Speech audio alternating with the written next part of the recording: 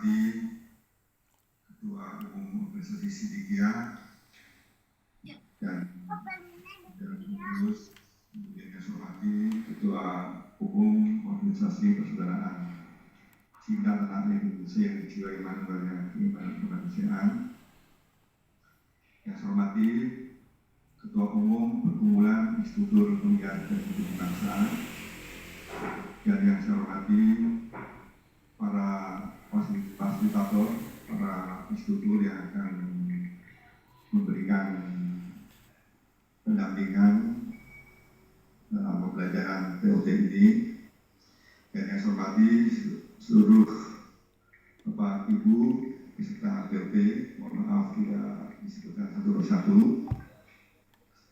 Alhamdulillah kita memanjatkan puji syukur atas berkat rahmat Allah Maha Kuasa pada saat ini pelaksanaan TOT Institutur Penggiat Jati Bangsa level 3 mulai dilaksanakan. Kita mensyukuri atas kegiatan luhur kita ini diridhoi oleh Allah Ta'ala. Dan juga tentunya kita mengucapkan syukur, terima kasih kepada Sang Pemrakasa sumber ilmu, yaitu Bapak Kiai Muhammad Mukhtar Mukti, Sang Pemrakasa berdirinya organisasi Persaudaraan Cinta Tanah Air Indonesia yang dijiwai manunggalnya keimanan kemanusiaan. Kita semuanya ingin menimba ilmu dari beliau, ya, di antaranya kita mengikuti TOT ini. Semoga bermanfaat untuk diri kita, untuk keluarga kita, masyarakat, bangsa, negara, untuk seluruh manusia dunia. Pada kesempatan ini, yang pertama tentunya saya mengapresiasi kepada tim penggiat jati bangsa, yaitu Dr. Widi Diksi selaku Ketua Umum Perkumpulan Institutur Penggiat Jati Bangsa dan tim manajemen TOT. Jadi beliau-beliau ini ya merupakan pekerja sosial, ingin mendakwakan wujud cinta tanah air dalam hal ini, yaitu menjadi hamba Allah pelayan kemanusiaan, ya, karena mereka itu di tengah kesibukan tugas di Jakarta, namun masih bersedia, yaitu ingin berbuat, ya, meskipun setetes air melalui TOT ini, dengan harapan seluruh ke depan, yaitu di seluruh provinsi, di seluruh kabupaten, bahkan di seluruh kecamatan, bahkan di seluruh desa kelurahan se-Indonesia terbentuk tim penyelenggaraan pelatihan jati diri bangsa yang sumber ilmunya dari Bapak Kiai Muhammad Mukhtar Mukti. Saya mengapresiasi, terima kasih, dan mudah-mudahan semangatnya terus tidak padam, karena keinginan luhur yang tidak pernah padam. Insya Allah berkat rahmat Allah, ya, akan turun dan target tercapai.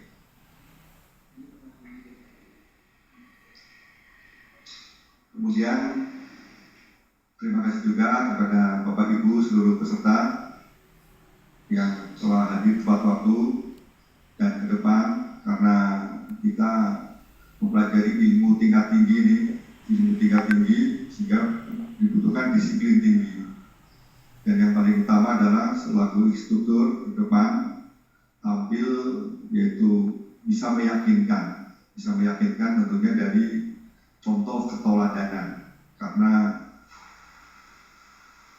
pelaksanaan transformasi materi dapat diberikan melalui pengalaman yang direfleksikan. Jadi melalui pengalaman. Oleh karena itu tentunya kita harus mempraktekkan, sehingga bagi yang masih terlambat atau mungkin ketika sedang pelaksanaan kegiatan masih ada suara mic-nya belum ditutup, mohon untuk ditutup. Jadi ini perlu disiplin tinggi, karena nantinya Bapak Ibu akan menjadi contoh, dan ini mulai kita biasakan karena Institut Pegiat Jati Diri Bangsa ini dalam tampil ini harus benar-benar dari apa yang dilakukan. Kemudian dalam pelaksanaan TOD ini juga sudah dibagi kelompok kelas, sudah di manajemen sedemikian rupa, dan saya langsung mengarahkan melalui tim. Jadi di tengah kesibukan, kemudian bersama-sama menyiapkan, dan alhamdulillah insya Allah semuanya sudah siap semua, dan ke depan kita perlu kerjasama, ya. Ini gotong royong nasional, karena kita semua meyakini bahwa sekarang era kebangkitan tasawuf dunia. Jadi harus disambut itu betul-betul seperti dulu para pejuang kemerdekaan bangsa. Itu jadi harus jiwanya terus menyala, jangan sampai padam. Dan kita semuanya saling mengingatkan, ya. Karena manusia tempatnya lupa, ya. Jadi saling mengingatkan, dan yang diingatkan pun juga bisa untuk mengerti. Nah, disinilah kita diuji untuk toleransi tingkat tinggi. Toleransi menurut Bapak Kiai Mukhtar Mukti yaitu kita menghormati, yaitu perbedaan. Jadi orang yang bijaksana yaitu orang yang toleransi, menghormati perbedaan, masuk dalam perbedaan pendapat dan segala macam. Kemudian pada malam ini saya akan belum mengenalkan, ya, ini saya sudah kenal semua ini. Jadi saya memperkenalkan diri, nama saya Langgeng Purnomo, ya, mohon maaf bagi Bapak Ibu yang belum kenal. Nama saya Langgeng Purnomo, saya tugas di Polda Metro Jaya,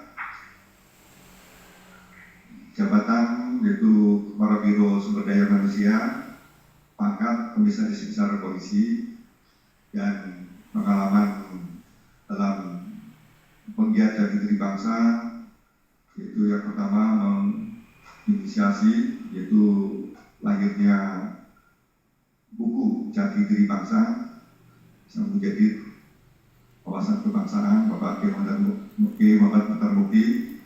Buku tersebut disusun oleh Pak Hajo dan Pak Edi Setiawan. Kemudian dari buku tersebut berkat rahmat Allah kemudian digunakan oleh Polri sebagai sumber untuk menyusun kurikulum modul. Dan tahun 2020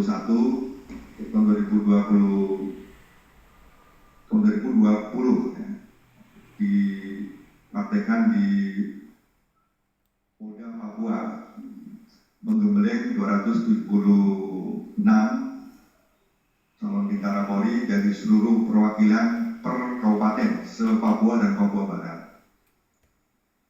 Kemudian tahun berikutnya bersumber dari buku Jati Diri Bangsa tersebut dipraktekkan di Polda Papua Barat, ya, di Papua Barat untuk mendidik 1.500. Kemudian berikutnya pengalaman yaitu di Polda Kalimantan Barat 2 kali TOT, kemudian juga dipraktekkan untuk terkait dengan mencegah intoleran radikalisme. Kemudian lanjut di Polda Metro Jaya dipakai sebagai program revolusi mental. Dan dari mendapat apresiasi penghargaan yang pertama dari Kapolri ya, terkait dengan kegiatan di Papua ya. Kemudian tahun berikutnya mendapat penghargaan dari Kapolda Papua Barat, dan berikutnya kemarin dari Selasa saya juga mendapat penghargaan dari Asisten SDM Kapolri terkait dengan pemberian materi kepada seluruh Kepala Biro SDM se-Indonesia, pejabat pengemban SDM Mabes Polri, seluruh KSPM, dan peserta rapat kerja teknis. Jadi di balik penghargaan tersebut, ini berkat rahmat Allah bahwa jati diri bangsa, bahwa ilmu dari Sang Pramangkasa diterima dan diakui, dan diyakini menjadi suatu kebaruan dalam menyelesaikan problem-problem bangsa untuk melestarikan, merawat NKRI, dan untuk menyelamatkan manusia di dunia dan di akhirat. Ini untuk pengalaman, dan ke depan nanti sambil jalan untuk lebih kita dekat. Kemudian para calon instruktur saat ini alhamdulillah yang ikut ya terdata sejumlah 81 orang dari Bali ya, Pak Agus Iswayudi dan teman-teman, dari Jawa Tengah Pak Tarmuji dan teman-teman, Jawa Timur Pak Lutito dan Bapak Ibu semua dari Jawa Timur, kemudian dari Kalimantan Selatan, Kepulauan Riau, Lampung, Riau, Sumatera Selatan, Yogyakarta, Jawa, Kalimantan Barat, ada 8 provinsi. 8 ya. Tahap awal 8 provinsi ini. 10 Bapak, 10 provinsi. 10 provinsi. Alhamdulillah, ini berkat rahmat Allah. Ini suatu hal yang luar biasa. Mengapa luar biasa? Karena kita berkumpul tidak menggunakan anggaran. Nah, anggaran itu ya ada anggaran kan. Tapi bisa Bapak Ibu mau ikut TOT, kemudian berikutnya para tim manajemen TOT pun juga bersedia. Kita ngikutin TOT melalui Zoom. Jadi ibaratnya betul-betul nggak ada anggaran, tapi bisa terlaksana nasional 10 provinsi. Hasil dari TOT, kemudian nanti Bapak Ibu mempraktekkan di masing-masing provinsi, dibentuk tim masing-masing provinsi, ya dipraktekkan, dan mempraktekkan ini juga tidak sulit karena Bapak Ibu kan sudah biasa melaksanakan seminar, kegiatan organisasi, jadi kurang lebih sama. Bedanya bahwa dalam penyelenggaraan pelatihan dilakukan terstandar, yaitu memedomani standar kompetensi kerja nasional. Dan pelatihan yang dilakukan yaitu pelatihan berbasis kompetensi. Pelatihan berbasis kompetensi, rohnya atau intinya yaitu memedomani atau kiblatnya yaitu standar kompetensi kerja. Standar kompetensi kerja baik itu bersumber dari standar kompetensi kerja nasional maupun standar kompetensi kerja khusus. Itu pelatihan berbasis kompetensi.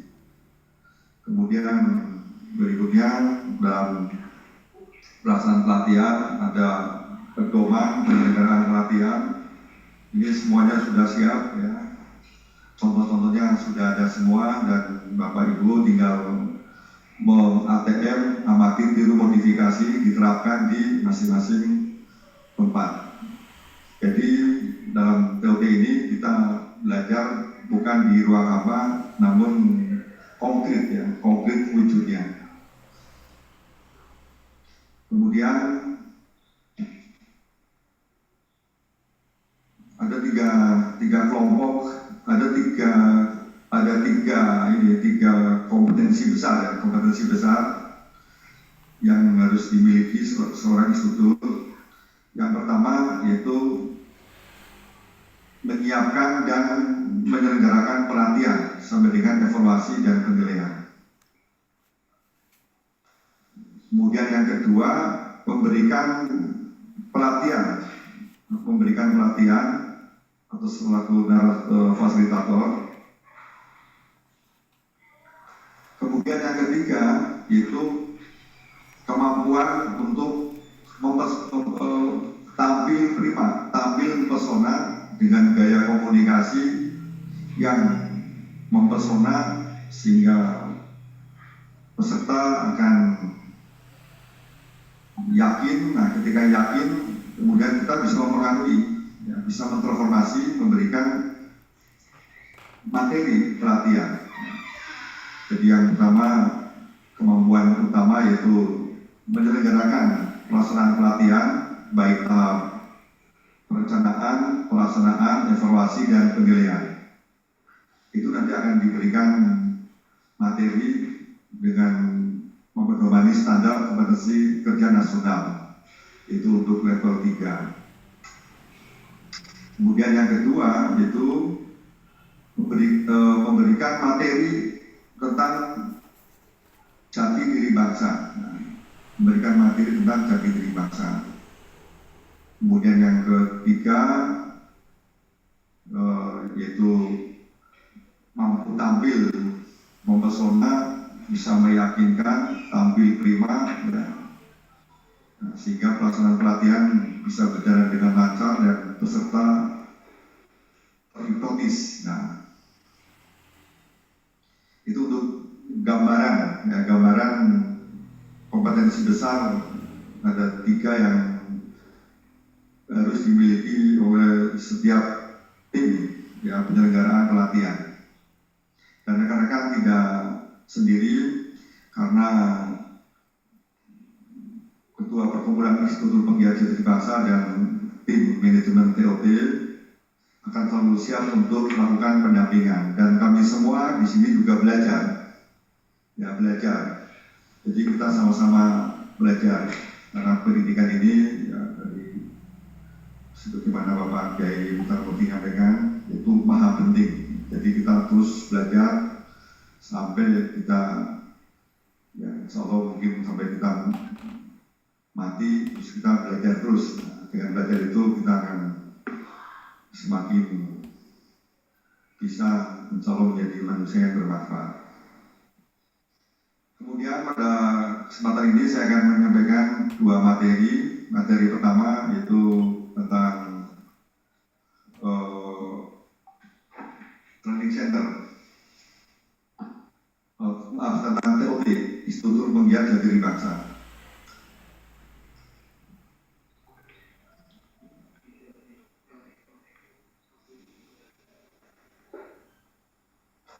Nah, ya, next. Masuk.